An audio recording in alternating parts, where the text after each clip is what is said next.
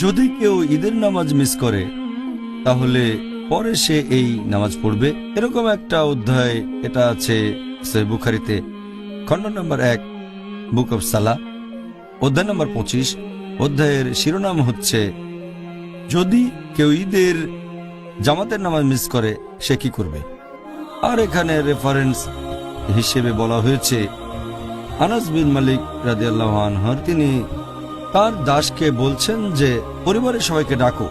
তারপর তিনি সবার সাথে জামাতে ঈদের নামাজ আদায় করলেন। যারা ঈদের নামাজ মিস করবে, পুরুষ বা মহিলা, তারা নামাজটা পড়বে যত তাড়াতাড়ি সম্ভব। আর এক্ষেত্রেও নামাজের নিয়মটা একই থাকবে, আগেও বলেছি।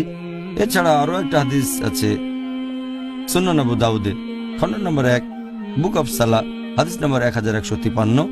একবার কয়েকজন মানুষ নবী সাল্লাল্লাহু আলাইহি সাল্লামের কাছে আসলো, ঘোড়ায় চড়ে আসলো, আর তারা বলল যে গতকাল আমরা নতুন চাঁদ দেখেছি।